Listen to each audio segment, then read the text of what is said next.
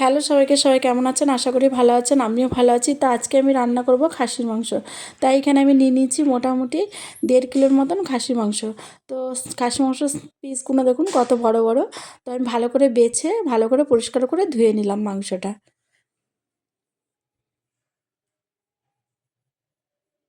ভালো করে পরিষ্কার করে ধুয়ে নিয়ে এবার আমি এর মধ্যে দিয়ে দিলাম লবণ, হলুদ, পেঁয়াজ কুচি, গোটা গোটা লঙ্কা আর রসুন দিলাম গোটা গোটা। তো আমি সর্ষে তেল দিয়ে ভালো করে মেখে নেব মাংসটা। দিয়ে আমি প্রেশার কুকারে দিয়ে দেবো।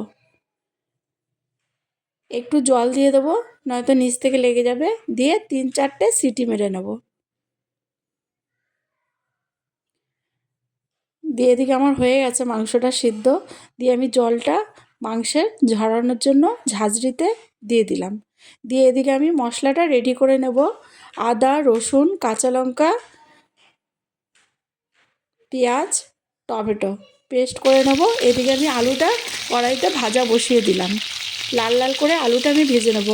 আলুটা মোটামুটি আমি সাইজটা বড়ই কেটেছি।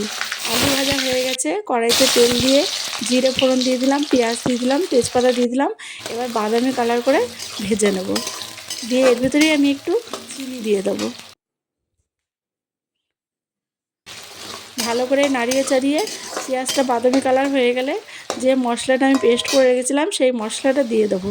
দিয়ে ভালো করে আমি নাড়িয়ে চাড়িয়ে নেব, যেন মশলার গন্ধটা চলে যায়, যেন মশলা দিয়ে তেল ছাড়ে।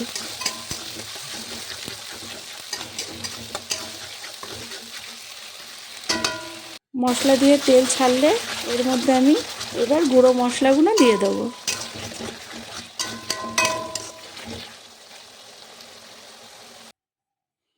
তো এর মধ্যে আমি ধনের গুঁড়ো, জিরের গুঁড়ো, শুকনো লঙ্কার গুঁড়ো, হলুদ গুঁড়ো দিয়ে দিলাম। যেহেতু লবণটা আমি দিইনি, মাংসটা আমি যখন সিদ্ধ করেছিলাম তখন আমি লবণ দিয়েছি।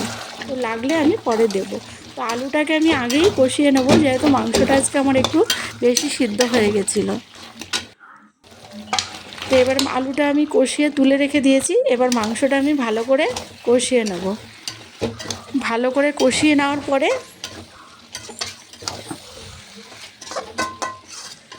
আমি যে যে জলটা আমি রেখেছিলাম মাংসের, সেই জলটাই আমি দিয়ে দিলাম মাংসের ভেতরে। দিয়ে আমি ভালো করে একটু ফুটিয়ে নিয়ে একটু সাদা জলও নর্মাল জল দিয়ে দিলাম, গরম জল দিলাম।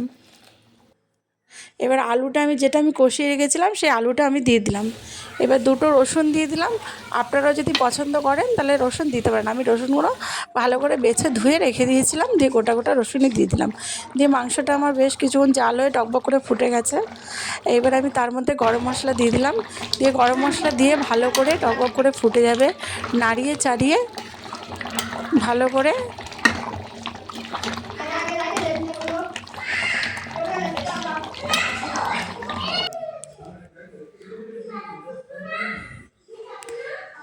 করে জাল হয়ে গেছে মাংসটা। এবার ঢেলে পরিবেশন করুন আলু দিয়ে খাসির মাংসের ঝোল।